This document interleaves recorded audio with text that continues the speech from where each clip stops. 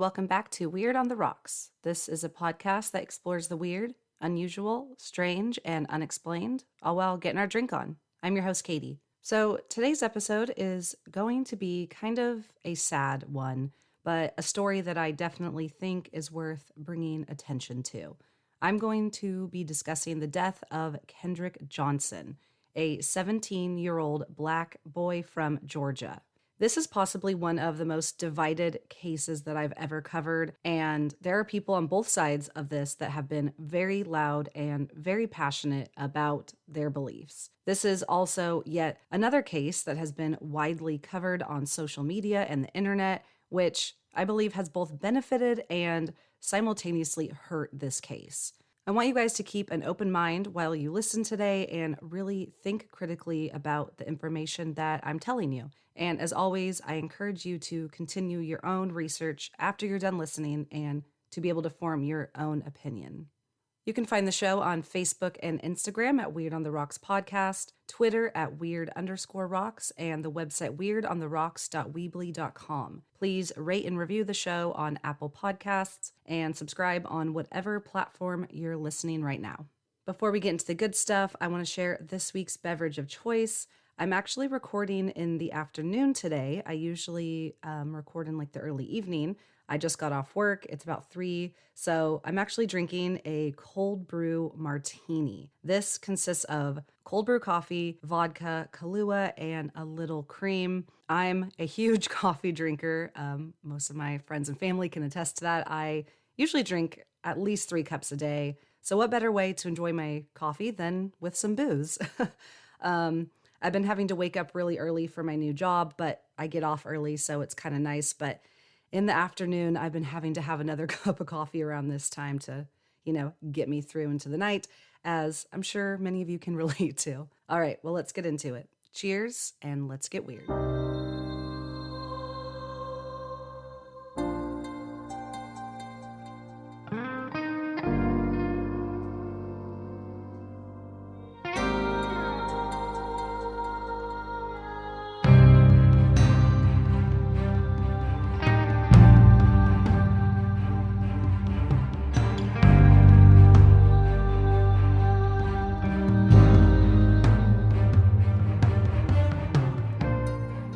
Kendrick Johnson, or KJ as he liked to be called, was born on October 10th, 1995 to parents Kenneth and Jacqueline in Valdosta, Georgia. I don't have much information about Kendrick's early life, but his parents say, quote, "He was fun, he was a jokester, he was the life of our house, he was the joy of our house," end quote. And friends say that he was quiet, didn't like to cause trouble, and loved math and sports. He played basketball, track, and football, and had hopes of going on to play college football after he graduated from Lowndes High School. Kendrick was 5'10" and around 160 pounds. On Wednesday, January 9th, 2013, school was back in session after Christmas break. It was a normal high school day, and around 1:30 p.m., the cameras in the gymnasium showed Kendrick running through the gym alone. The footage never shows Kendrick leaving the gym, but it does show other students entering 3 minutes after Kendrick did. Soon after, Kendrick is marked as absent from his next class, which was weightlifting. That evening, Kendrick was supposed to attend a freshman basketball game,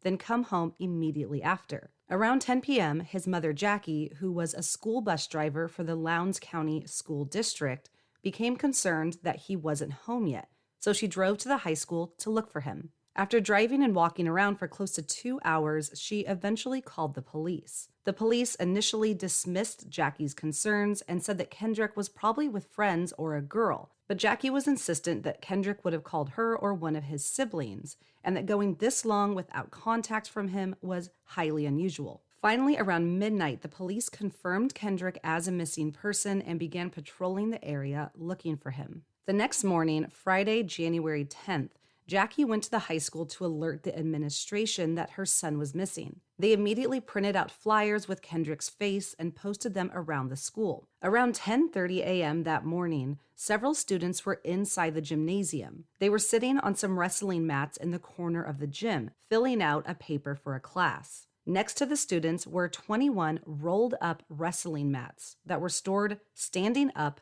vertically. Usually these mats were stored horizontally, but the school had acquired more and had to stand them up to fit them all in the gym. One of the students noticed socks sticking out of the top of one of the rolled up mats towards the middle of the group of mats. Thinking it was a joke, they climbed up the bleachers to get a better vantage point to look down into the mat from above. Inside, they saw Kendrick's body. The student frantically tried to pull Kendrick's body out by his feet, but was unable to. They alerted a teacher, and the student called 911 on their cell phone. With help from the teacher, they knocked the mat over on its side and pulled Kendrick's body out head first. The presence of blood, the smell of decomposition and vomit, and the state of Kendrick's body all showed that he was dead. The teacher informed the students to transfer over to the other old gym, and the entire high school was placed on lockdown. Jackie was still at the school and meeting with a guidance counselor at the time. The counselor got a phone call, and Jackie overheard the person on the other end say that a body had been found in the gym. By the time that his body was discovered, Kendrick had been wrapped up in the wrestling mat in an inverted position upside down for 21 hours. Due to the fact that he was in an upside-down position for so long, his face was smashed and incredibly bloated and inflamed. I did not include photos or videos of Kendrick on my social media because I don't think that that's respectful to him or his family, and they are also quite graphic, which I know not everyone is comfortable seeing, but if you would like to view these, just Google Kendrick Johnson and they are available. The 17-year-old who had been seen on the cameras running through the gym just the day before was now being wheeled out in a body bag. The Lowndes County Sheriff Chris Prine and his team, along with the school superintendent Wes Taylor, investigated the scene. The coroner was not contacted for 6 hours after Kendrick's body was found. The Lowndes County Sheriff said that this was standard protocol, and they do not call the coroner until the crime scene has been investigated thoroughly. However, the coroner says that this is not standard protocol, and since has publicly bashed the sheriff's office for their handling of this case. The day after Kendrick was found, Sheriff Chris Prine and Superintendent Taylor issued a joint statement that said, quote, "Although the exact cause of death is yet to be determined, as of this stage of the investigation, nothing has been found to indicate foul play was involved. An autopsy will be conducted on Monday by the Georgia Bureau of Investigation Medical Examiner's Office to attempt to determine an exact cause of death." End quote. This statement also expressed Taylor's extreme sadness of losing a student, but Kendrick's name was not given. The next day, law enforcement met with Jackie Johnson and told her what she already knew to be true, that this body was most likely her son, Kendrick. 4 days later, on Sunday, January 13th, Kenneth Johnson, Kendrick's dad, was taken to the medical examiners to personally identify his son. Kenneth said that his handsome son looked nothing like himself. The next day, Monday, January 14th, the Georgia Bureau of Investigation conducted an autopsy, which concluded that Kendrick died from positional asphyxia, which means that he was in a position that prevented him from breathing. The report said, quote, "Well-developed and well-nourished black teenage male. Congestive decomposition changes of the head, neck, torso, and upper extremities. No significant injuries identified. On the right posterior medial wrist, there is a 1/8 by 1/8 in superficial abrasion. On the left distal fourth finger, there are 2 superficial abrasions measuring 1/8 by 1/8 inch and 3/16 by 1/8 inch." End quote. This means that Kendrick had 2 very tiny scratches on his wrist and finger. Kendrick's organs were also given a drug screening, which showed he had no substances in his system at the time of death. The autopsy concludes with the statement, quote, "Given the complete autopsy, including toxicology and histology, the scene photographs, the scene forensic testing, the law enforcement investigative findings, including crime scene investigator report and witness statements, and the coroner's findings, it is my opinion the cause of death in this case is positional asphyxia, and the manner of death is accident." End quote. However, Kendrick's parents, Kenneth and Jackie, along with many in the community, immediately had suspicions that this was not an accident and that Kendrick possibly had been murdered. So, if his death truly was an accident, how could it have happened? And what evidence points towards this conclusion? According to friends of Kendrick, it was common for them to store their shoes and personal belongings inside the rolled up wrestling mats to avoid having to pay for a locker. One friend said that he and Kendrick actually shared a pair of Adidas sneakers, and that after class, Kendrick would, quote, go to the mats, jump up, and toss the shoes inside the middle of the hole, end quote. Authorities believe that Kendrick was doing this when one of his shoes fell too far down into the mat. The mats were usually stored horizontally, making it easy for kids to place their belongings inside and easily grab them out. However, during the holiday break, more mats had been added, and they were placed vertically to make more room. It is believed that when this was done, the pair of shoes fell through the hole in the mat down to the gym floor. Since the mats were now vertical, Kendrick most likely went up into the bleachers, then stepped down onto the tops of the mats, walking or crawling on top of them, looking inside to find which mat had his shoes in it.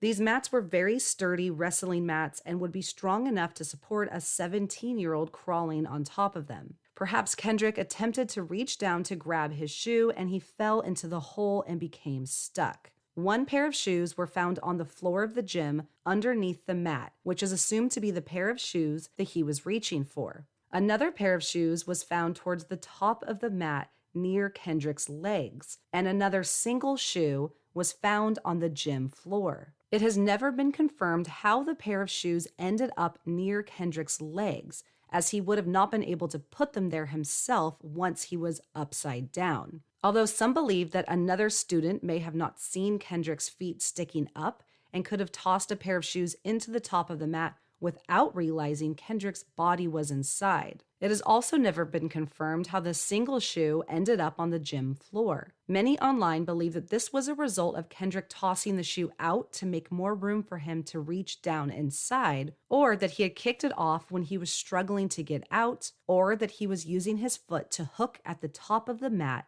and pull himself up by his toes, and the shoe popped off. Now, one of the main details in this case that I can't find a solid answer on is what position Kendrick's arms were found. Some sources say that both of his arms were at his side facing up towards his feet. Some sources say that one arm was stretched down as if reaching for something. And other sources say that one arm was found bent up around his head in a defensive sort of position. The autopsy report that I looked at made no mention of how his arms were positioned, so I'm not going to make any conclusion on this detail because I couldn't find a definitive answer. Another detail that investigators believe point to an accident was the blood that was present at the scene. Blood was found inside the rolled up mat, on the gym floor beneath the mat, and on the pair of shoes that he was presumably reaching for. Investigators say that this was blood dripping off of Kendrick's face. Because he was upside down for so long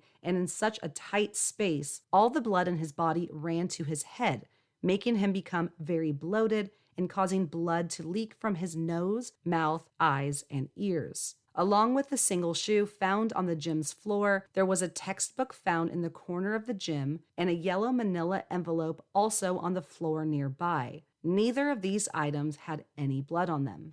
In 2014, the YouTube channel Renews It 2 uploaded a video called Kendrick Johnson Mat Test. In the video, a teenage boy who was 6 feet tall was rolled up into a wrestling mat similar to the one Kendrick was found inside of. The commentator stood the mat up so it was vertical and asked the kid to yell, which was practically inaudible, despite the fact that they were standing right next to it. The boy was then asked to try to get out or knock the mat down, which he couldn't. They rolled the mat back on its side and let the boy out, and he was already very sweaty and out of breath. He commented on how hot it was inside the mat and that it was very scary, even though they had him upside down for less than 15 seconds. The mat that Kendrick was in was surrounded by other mats on all sides of it, which would make it virtually impossible to knock it down or to hear his screaming. But although the sheriff and the medical examiner both concluded that Kendrick's death was a tragic accident,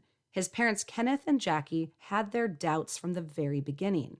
Their first suspicion that something wasn't right was the fact that Sheriff Chris Prine didn't call the coroner for 6 hours after Kendrick's body was discovered. While Sheriff Prine is adamant that this is standard protocol to not have the coroner involved until the crime scene is thoroughly investigated first, Coroner Bill Watson was very critical of the entire operation. He told CNN, quote, "I was not notified of his death until 15:45 hours. The investigative climate was very poor to worse when I arrived on the scene. The body had been noticeably moved. The scene had been compromised, and there was no cooperation from law enforcement at the scene. Furthermore, the integrity of the evidence bag was compromised on January 13th, 2013 by opening the sealed bag and exhibiting the dead body to his father. I do not approve of the manner this case was handled. Not only was the scene compromised, the body was moved. The integrity was breached by opening a sealed body bag. Information necessary for my lawful investigation was withheld."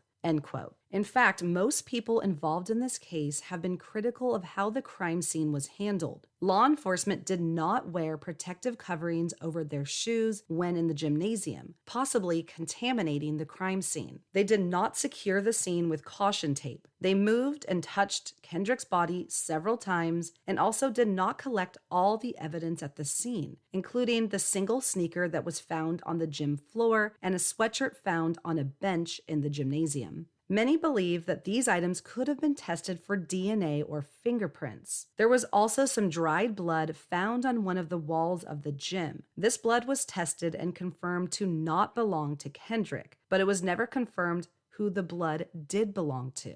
From the very beginning, Kendrick's parents believed that he was murdered, and these details could possibly have pointed towards a person of interest. The family also believes that the coroner was not called for 6 hours because law enforcement was trying to cover up something at the crime scene and didn't want the coroner to know about it. While details surrounding Kendrick's death were still being collected and made public, many were wondering about the cameras in the gym and what they had picked up. Perhaps this footage could explain what really happened to Kendrick. But it turned out there really was no footage. Grant Hendricks, a certified forensic video analyst, talked to CNN about these cameras and what they captured. He explained that the school cameras are activated first thing in the morning when the lights go on, until the end of the day when the lights go off. There were a total of 4 cameras in the gym, all at different angles. All 4 cameras experienced large gaps in their recordings on the day Kendrick died. The cameras also had incorrect timestamps,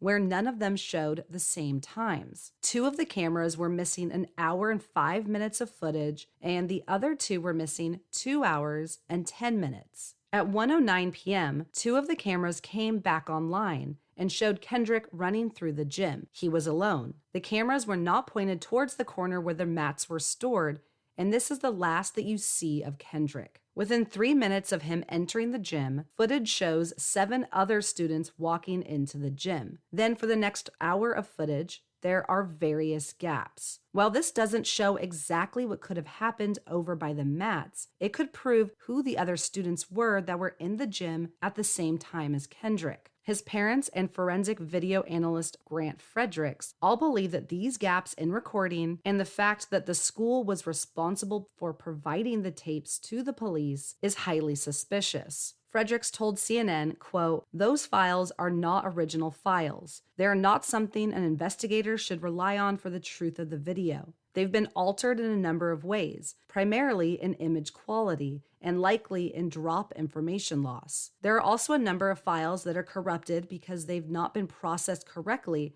and they're not playable. I cannot say why they were done that way, but they were not done correctly and they were not done thoroughly. So we're missing information. Right now, what they've done is they have left it up to the school district to define what it is they want to provide to the police, and I think that probably is a mistake." End quote. And in regards to the school being the ones to determine what information was provided to law enforcement, Frederick said, quote, "The investigator's responsibility is to acquire the entire digital recording system and then have their staff define what they want to obtain. You don't want somebody who might be party to the responsibility to make the decision as to what they want to provide to the police." End quote. During the interview, CNN correspondent Victor Blackwell asked Fredericks, quote, "Do you think it's a coincidence that the time period in the gym is missing?" End quote. To which Fredericks said, quote, "Oh boy, investigators are always suspicious. They should be suspicious. And it's suspicious that that time period is not there."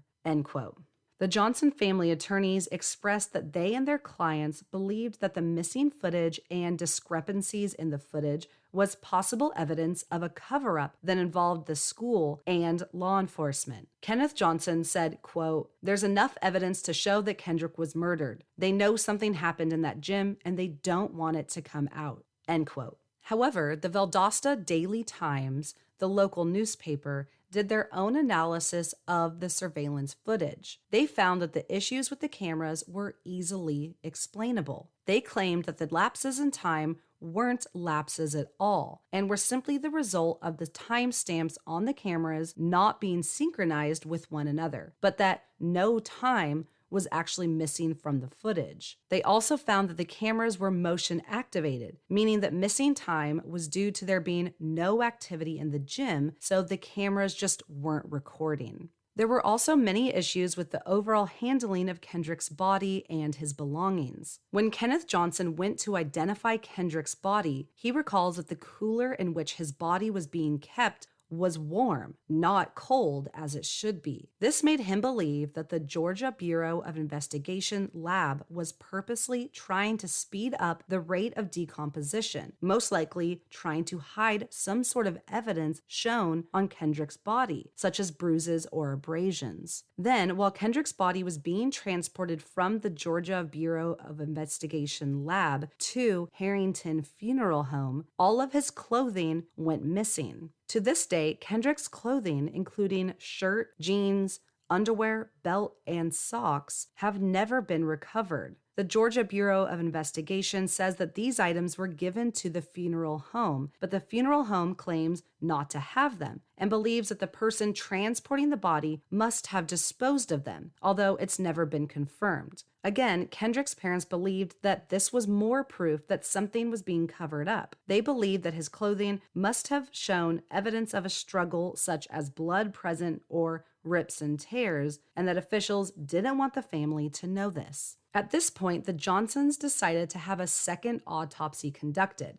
A funeral service had already been held and Kendrick had been buried, so this required his body to be exhumed. The Johnsons took Kendrick's body to pathologist William Anderson in Florida. In what would come as yet another shock to the family, Anderson's findings completely contradicted the first autopsy. He stated that Kendrick had hemorrhaging on his right cheek and a small bruise on the back of his neck, and concluded that Kendrick died from non-accidental blunt force trauma that he could not have done to himself. And the pathologist also had another odd discovery. Most of Kendrick's organs had been removed and replaced with crumpled up newspaper. This only solidified the Johnsons' belief that Kendrick's death was not an accident. Although the media had already picked up the story, the findings from the second autopsy ignited a media frenzy. The story was picked up by all the major news outlets, and speculations began to be spun as the truth. The media also began to use sensationalized language and imagery. Instead of saying that Kendrick was found inside of a rolled-up mat, they worded it to say that he was rolled up in a mat, conjuring two very different images. They also reported that all of Kendrick's organs were missing, causing a public outrage and for conspiracies to run wild. It turned out, however, that removing organs and replacing the empty space with newspaper is an outdated but standard procedure of many funeral homes. Organs that have deteriorated too much are often replaced with newspaper to fill the body out and give it more shape for funeral proceedings. Those who believed that Kendrick was murdered, including his family, saw this as yet another sign that something wasn't right. The Georgia's Secretary of State office conducted an investigation into the funeral home but found no wrongdoing. However, the Johnson family was not going to let it go that easily and believed that the funeral home discarded his organs in an effort to dispose of evidence that showed foul play. In February of 2014, a year after Kendrick had died, the family sued the Harrington Funeral Home. The lawsuit document said, quote, "This lawsuit challenges the morally despicable, fraudulent, unlawful, and unfair business practices of Harrington Funeral Home,"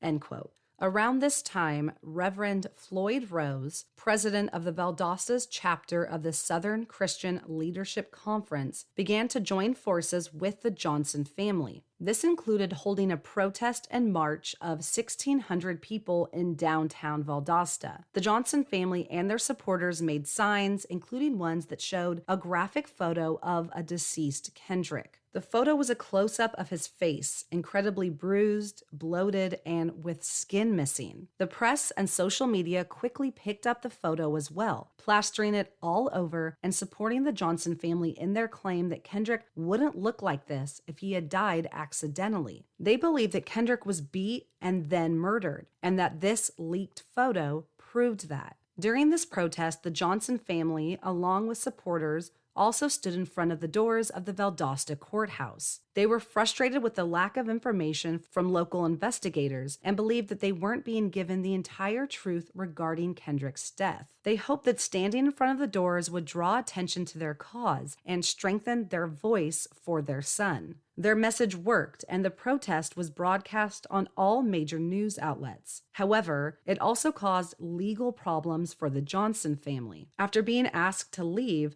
the supporters who were now chanting "No justice, no peace" refused, and Kenneth and Jackie Johnson, along with 5 other family members, were arrested on site for interference. They were all charged with misdemeanors and faced 12 months in jail and fines, but Judge Mark Mitchell dismissed their jail time and their fines. So with the Johnson family and their growing group of supporters, including much of the public and media, believing that Kendrick was murdered, who do they believe is responsible? 2 Valdosta students, Brandon and Brian Bell. Brian Bell had been friends with Kendrick, but the 2 of them had gotten into a fight on the school bus a year prior to Kendrick's death. Brian claims that the fight wasn't anything serious and that he and Kendrick continued to be friends up until his death. However, Kendrick's mother, Jackie, adamantly denies that the 2 were friends and believes that the Bell brothers, who are white, had an issue with Kendrick because he was black and in a predominantly white school in the South. Jackie claims that Kendrick would talk about Brandon and Brian harassing him, to which they both deny. And there was also something else about the Bells that drew suspicions from many, that their father, Rick Bell, was an FBI agent. The fact that Brian had a previous altercation with Kendrick and that their dad was a federal agent led the family to believe that Kendrick's death was intentional and then was covered up by law enforcement. After pressure from the Johnson family and their attorneys heated up, a federal investigation was conducted on the Bell family, including obtaining a search warrant and searching their home and confiscating personal belongings and documents. Both Brian and Brandon were questioned by the police and gave alibis. Brian was in class at the time, which was confirmed, and Brandon was on a school bus about to leave for a wrestling match with his wrestling team. In October of 2013, the magazine Ebony, a monthly magazine with a mostly Black audience, published an article about Kendrick's death. In the article, the author Fred Rosen made mention to 2 young men who they believed were responsible for Kendrick's death, but they only provided the fictitious names Chris and Clark Martin. After its publication, the parents of Brian and Brandon Bell sued Ebony magazine for slander and libel, stating that the article implied that their sons had something to do with Kendrick's death, and that it was obvious that the pseudonyms Chris and Clark Martin were in reference to Brian and Brandon Bell. They claimed that after the article was released, their sons were, quote, threatened with bodily harm and ostracized, end quote, by students at Lowndes High School. Around this time, Brian, who had received a college football scholarship, received news that the scholarship was being rescinded due to his suspected involvement in the case. But through it all, Brian and Brandon Bell, along with their parents, have remained adamant that they had nothing to do with Kendrick's death. In an interview with WSB TV, the reporter told Brandon that the interview was going to be heavily criticized by the media and public, to which Brandon replied, quote, "Yes, sir, it should be. And I want everybody to know the truth, that they can ridicule me and they can say whatever they want, but in the end, the truth will prevail and everybody will find that me and my brother have been innocent and always will be innocent," end quote. The reporter then asked if he saw Kendrick Johnson, to which he replied, quote, "No, sir, not at any point during that day," end quote. When Brian was asked about the fight he and Kendrick had the year prior and what it was about, he said, quote, "I can't even remember. It was like so small to us. It was ridiculous," end quote. In 2016, 3 years after Kendrick's death, the Department of Justice wrapped up their investigation into the incident and decided to not move forward with pressing any criminal charges in Kendrick's death. Of course, this outraged the Johnson family and supporters who believed that Kendrick was murdered. His parents, Kenneth and Jacqueline, continue to be very vocal about their ongoing fight for their son's justice and refuse to accept the Department of Justice's ruling of an accident. Kendrick's mother, Jacqueline, has posted YouTube and Facebook videos talking about her son and calling on others to help them in the pursuit of the truth. In a Facebook video, she can be heard saying, quote, "I don't care where I go nor what I do. I cannot stop thinking about my baby. This is so messed up on so many levels, the pain our family has to go through, and none of the murderers are locked up. It's not okay. All our kids are dead with no justice," end quote. Although the death of Kendrick Johnson occurred 7.5 years ago, his story has recently been back in the headlines. After the murder of George Floyd and the Black Lives Matter movement which has followed, many are insisting that Kendrick's case be reopened and reinvestigated. Kendrick's parents, Jacqueline and Kenneth, still remain adamant that their son was murdered by Brian and Brandon Bell, and that his death was covered up by law enforcement with help from the FBI and Rick Bell, an FBI agent. There is currently a petition on change.org titled "Reopen Kendrick Johnson's Case." The petition has over 1.6 million signatures. The petition reads, quote, "Johnson was an honor roll student and well-known athletic all around the school, which has caused him to gain a lot of attention, especially from females. However, one day Kendrick Johnson's popularity began to make people jealous, which was when he had gotten into an argument with Brian Bell, who was a student at Lowndes High School, located in Valdosta, Georgia, along with KJ. Both Kendrick Johnson and Brian Bell constantly argued with each other over Brian Bell finding out that his girlfriend, Taylor Inkin, was having a sexual affair with Kendrick Johnson. There were 2 confession statements floating around which made national news. The first statement mentioned that Taylor Inkin had told someone's best friend that it is true that she had sexual intercourse with Kendrick Johnson, and once Brian Bell found out, he threatened KJ, instead of being mad at her for cheating on him. Kendrick Johnson had told Brian Bell to meet him in the gym after the 3rd block. Both Brian Bell and Ryan Hall, who is Brian Bell's best friend, had met KJ in the gym, and then Brian Bell killed Kendrick Johnson. Brian Bell has also stated that he killed Kendrick Johnson multiple times over the phone. Brandon Bell, who is both a student at Valdosta High School and the brother of Brian, had got drunk at a party on July 4th of 2013 and told people that Brian killed Kendrick Johnson. The second statement was about Ryan Anthony Domek Hernandez, who was a friend of Brandon Bell, side of the story, which said that when he went to Brandon Bell's apartment in Florida, Brandon Bell had told him that Brian Bell killed Kendrick Johnson by striking his neck with a 45-pound weight dumbbell after they began arguing over Taylor Inkin. According to Brandon Bell, Brian Bell had told Ryan Hall that if he did not keep quiet and help him move Kendrick Johnson's body, his father, who is Rick Bell, who is a retired FBI agent, would make sure that he would pay for it. Rick Bell had then contacted Sheriff Chris Prine and notified him about the fight between both Brian Bell and Kendrick Johnson. Then Sheriff Chris Prine contacted the county coroner, and Kendrick Johnson's organs were removed and replaced with newspaper to hide evidence, hide other injuries, and allow the time of death to be unpredictable, which was determined during the second autopsy. Rick Bell then contacted another FBI agent who remains unknown, so that he could edit the school's surveillance video by deleting an hour and 25 minutes of the school's original videos. Ryan Anthony Domek Hernandez had said that Brandon Bell also had told him that the autopsy was falsely documented. However, after Kendrick Johnson's mother, Jackie Johnson, and father, Kenneth Johnson, did a second autopsy on him, they had found out that his death was not accidental and he had died from blunt force trauma to the upper neck on the right. Please help us.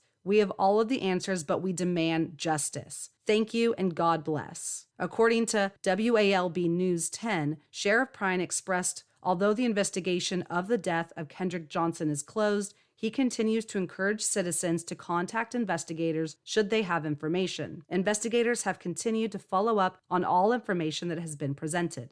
End quote. Through my research, I couldn't find that anyone from the Bell family has responded to this, and I was also not able to find any evidence that the claims in this petition, such as Brian and Brandon confessing, are substantiated. On June 29th of 2020, the Lowndes County Superior Court dismissed a petition from Kenneth and Jacqueline Johnson that demanded a coroner's inquest into Kendrick's death. A coroner's inquest is a, quote, inquiry into the manner and cause of an individual's death. Its purpose is to give a jury information on a person's death so the jury can determine the cause and manner of the death in question, end quote. The court ruled that this was a refiling of another that had been previously dismissed. In fact, in 2017, the Johnsons did file a lawsuit of $100 million against Rick Bell, claiming that he ordered his sons Brandon and Brian to murder Kendrick. Lowndes County Attorney Jim Elliott said that this allegation was baseless and unfounded, and there was not sufficient evidence for this claim. Jackie Johnson then dismissed the lawsuit because they wanted the DOJ to investigate first, and then they had plans to refile. Nothing ever came of this, but the Johnsons were sued for $850,000 in legal fees for having so many lawyers and employees work on the lawsuit, then only to dismiss it and not move forward. And in August of 2017,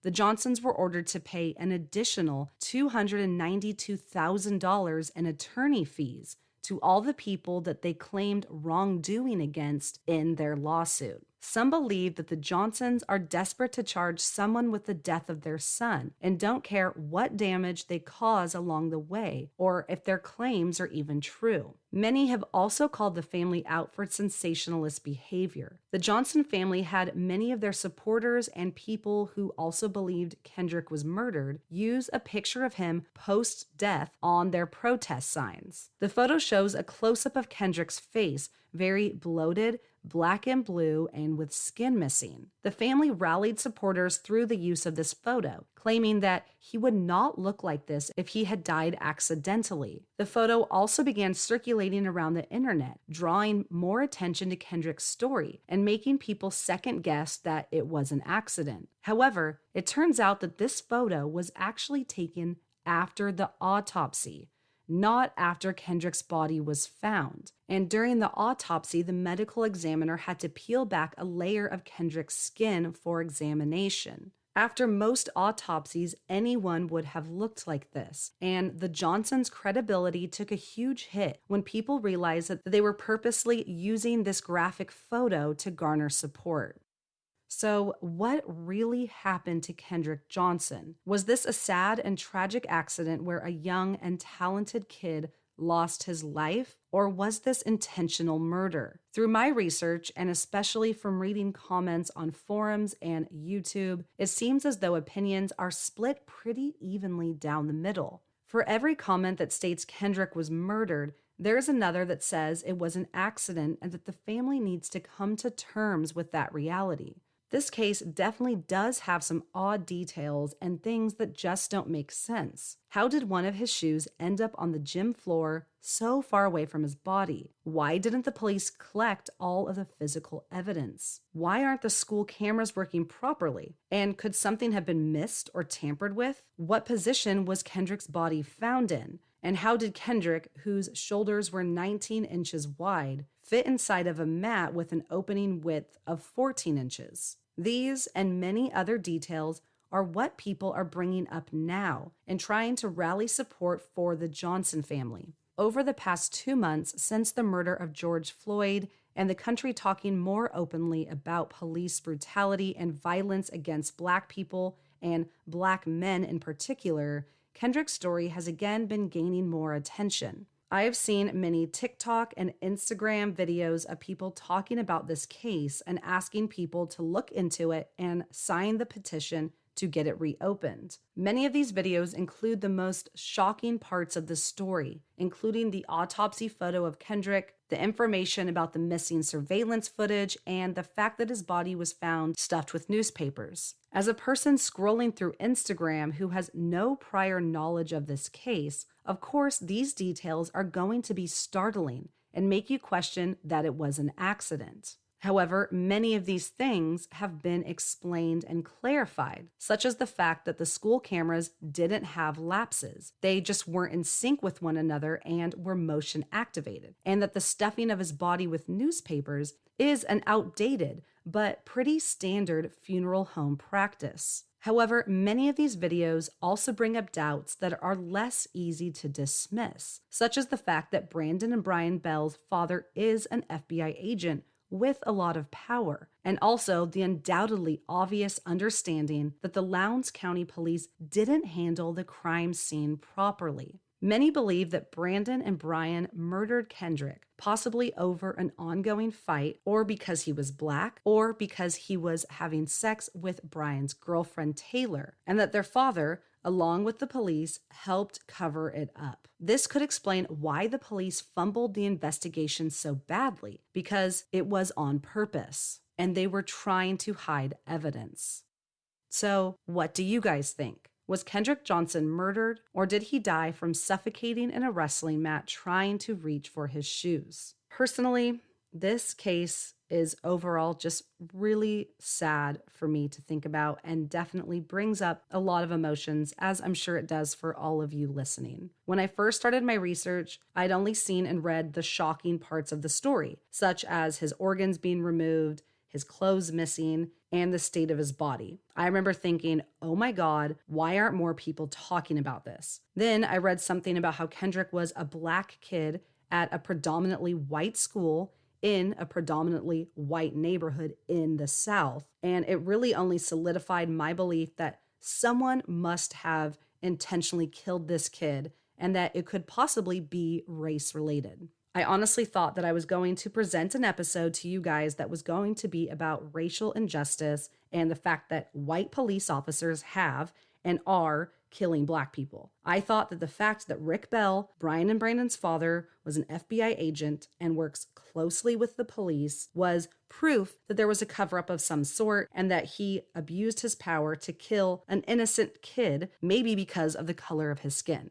But honestly, for me, the research just didn't bring me there like I really thought it was going to. I personally believe that Kendrick Johnson died from a very tragic and horrific accident. I think that he was storing his shoes in the wrestling mat, as his friend attested to, and that he fell down into the mat while trying to retrieve a shoe. I think that some people really underestimate the sheer force that something like that mat could have on a human body, especially one that was upside down and unable to move. I listened to another podcast about this case.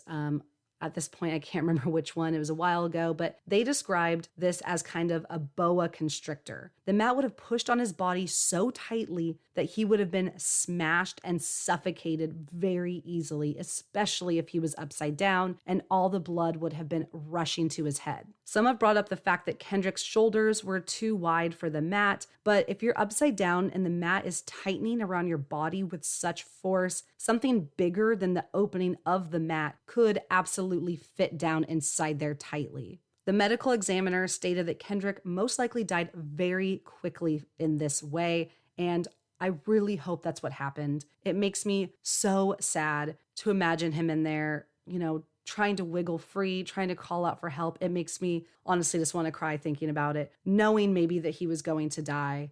such a young boy and he was loved by so many and had such a bright future ahead of him. He was about to go to college. He was an honor roll student. It's so awful that he died in such a really terrifying way. I believe that his parents really just maybe can't come to terms with the fact that their son died in a freak accident because it doesn't provide any answers or closure to them. What an awful, just random thing to happen to your child. But sometimes horrible things like this just happen, and there isn't always someone or something to blame. I think that sometimes people can't accept that and they want an answer as to why their loved one isn't here anymore. And until they're able to accept it, they aren't fully able to grieve that person because they're so wrapped up in trying to find the guilty party. My heart really goes out to Kenneth and Jacqueline Johnson. I think that losing a child would be the very worst experience that someone could ever go through in their life. And until one of us have experienced it, we really cannot judge others for how they handle their pain. I think that the real force to blame in this case is the Lowndes County Police,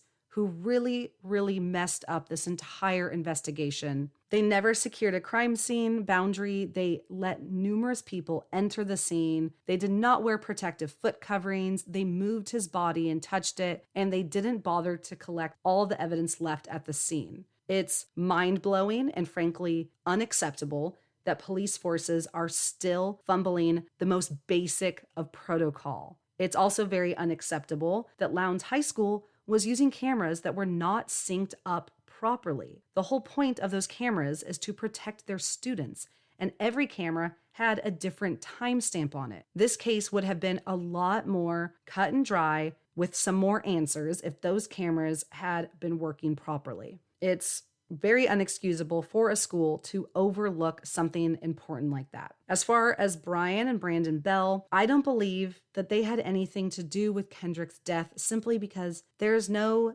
evidence against them. Both of them have solid alibis that can be confirmed by multiple other students and staff members, and neither of them are seen entering the gym around the time that Kendrick died. Also, the allegations against them in that petition that claimed that Brian's girlfriend was cheating on him with Kendrick and that Brandon drunkenly admitted that his brother killed Kendrick, they haven't been confirmed as far as I could find. And I am not saying that these boys aren't bad people or possibly racist, but I can't find any evidence suggesting that they are. And if these boys had nothing to do with Kendrick's death and truly are innocent, their lives have also been ruined by this as well. They have been harassed and bullied and denied a college scholarship over this, which isn't something to be taken lightly either. If they are innocent, I can't imagine how hard all of this must be for them and their family. Honestly, I don't know if there will ever be a definitive end to this story. It seems as though all of the evidence from the incident has been provided,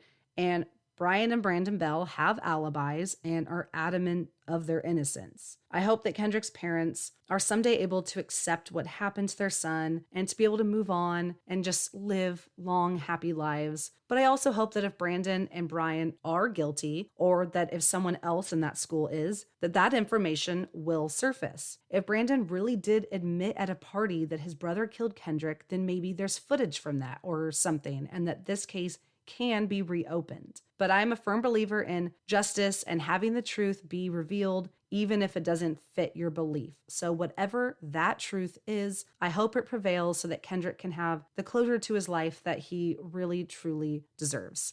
But as always, I want to know what you guys think. Do you agree with me that this was a really awful, sad accident, or do you believe that Kendrick was murdered? Do the details and explanations from those involved just not add up for you? I would love to hear your thoughts and perspectives on this. As I mentioned, my whole opinion of this case really kind of did change while I was researching it, and I'm really curious to hear what your takeaway was from this, or if you've read things that I didn't mention. There's so much information out there. It's impossible for me to include everything. I never want you guys to share the same belief as me simply just because you know me or you like my show or, I'm the one doing the research. So I'm always open to having discussions that oppose my stance and to be questioned on things. So I want to hear from you guys. You can find me on Facebook or Instagram at Weird on the Rocks Podcast. Shoot me a message. Let me know your thoughts. And as always, thank you so much for listening today and for supporting the show. And until next time, cheers and stay weird.